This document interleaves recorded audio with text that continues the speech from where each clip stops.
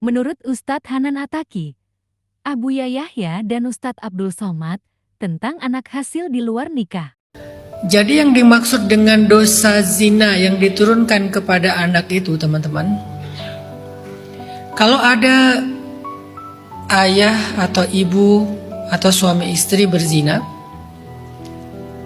sebelum mereka menikah, kemudian perempuannya hamil,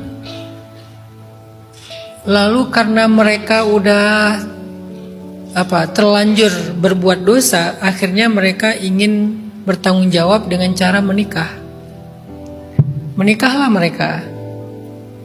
Setelah menikah, anak itu lahir. Secara biologis, anak ini adalah anak dari kedua orang tuanya. Tetapi secara fikih, anak ini bukan anak ayahnya. Jadi nggak boleh diwalikan oleh ayahnya, gitu kan? Tapi karena mereka malu, nggak pernah cerita ini kepada anaknya. Biasanya terjadi di anak pertama nih. Karena malu nggak cerita ke anak pertama, yang perempuan khususnya. Kenapa perempuan? Karena perempuan butuh wali kan? Nggak cerita kalau dulu kamu tuh lahir di luar nikah, nah kamu bukan anak ayah secara syariat, kamu anak ayah secara biologis. Jadi ayah nggak bisa jadi wali kamu dalam pernikahan. Kenapa? Takut anaknya nanti terpukul, anaknya kena mental, anaknya marah sama orang tua, sehingga nggak cerita. Anaknya menikah setelah dewasa, yang jadi wali bapaknya, bapak biologis. Tidak sah pernikahannya.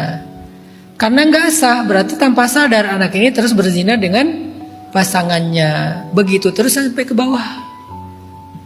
Itu yang disebut dengan dosa zina, itu turun-temurun. Anak zina tidak punya ayah.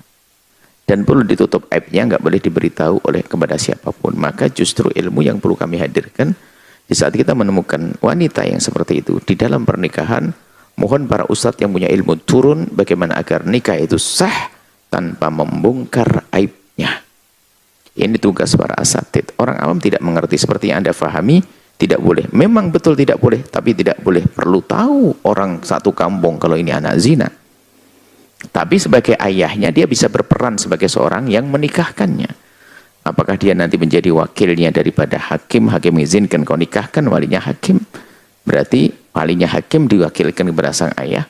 Atau memang biar hakim juga tidak tahu, maka seorang yang bukan ayahnya tapi suami daripada ibu sang anak yang lahir, anak zina tersebut, bukan anak zina, anak yang ibunya zina, bukan anak zina, anak tersebut yang nggak ada ayahnya, maka ayah yang menikahi ibunya bisa saja menikahi wanita, menikahkan anak tersebut bukan sebagai wali sang ayah, sebagai wali, tapi mungkin dengan kata tahkim. Ada dua, apakah wakilnya misalnya, karena mungkin sudah hakim mewakilkan kamu, menyuruh dia untuk menikahkan, atau dia sebagai tahkim diangkat oleh kedua mempelai dari anak laki, ada pengantin perempuan mengangkat ayahnya tadi untuk menikahkan.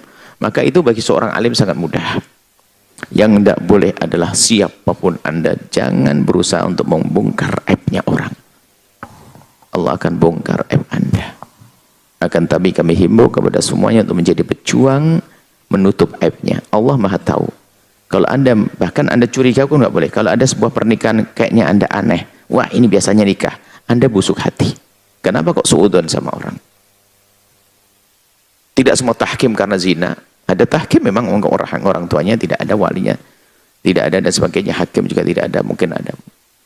Jadi jangan sampai kita juga suudon menganggap wah ini adalah pernikahan zina, pernikahan anak zina. Oh tidak, nggak boleh. Cuman yang jelas itu solusi ada. Para ulama punya banyak solusi.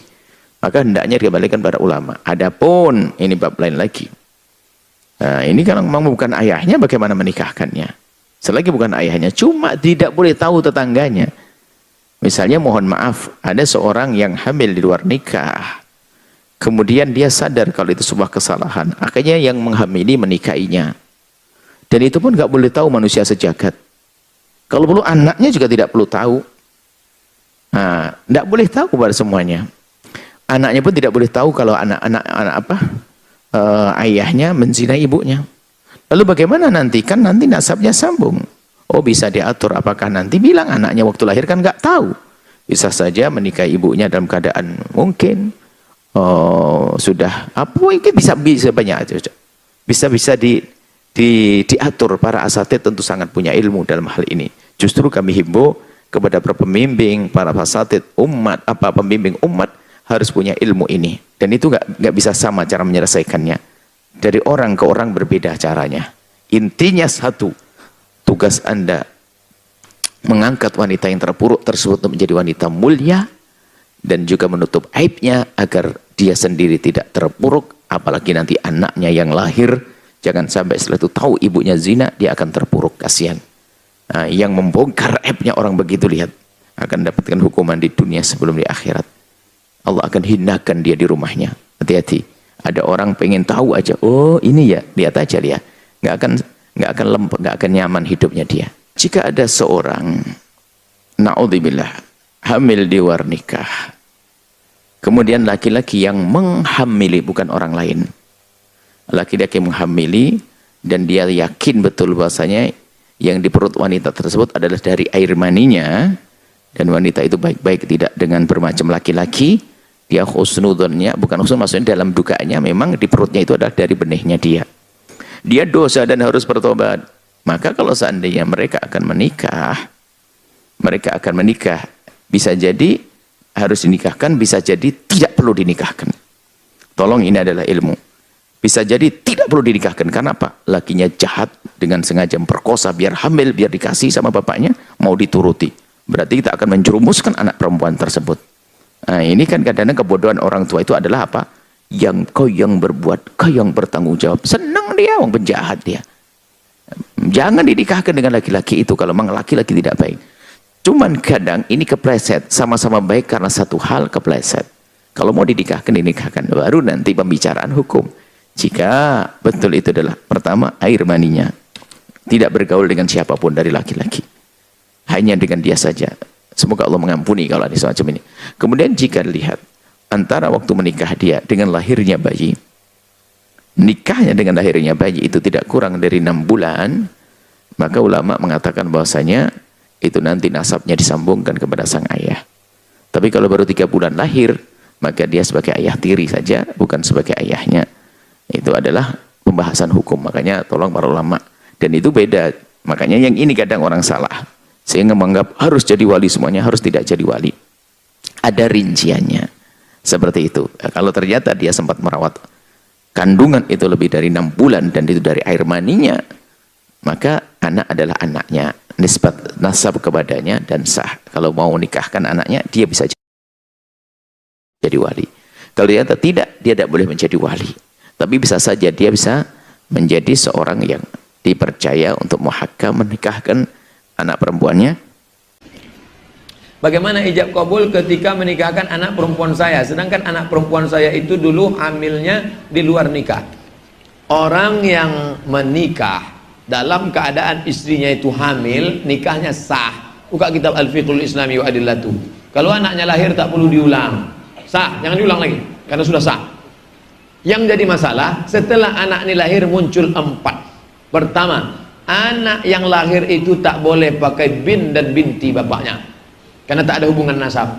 2, kalau anak itu lahir laki-laki, lahir adiknya perempuan, maka dia tak bisa jadi wali bagi adik-adiknya, karena dia saudara seemak, saudara seayah yang bisa jadi wali, saudara seibu tak bisa jadi wali.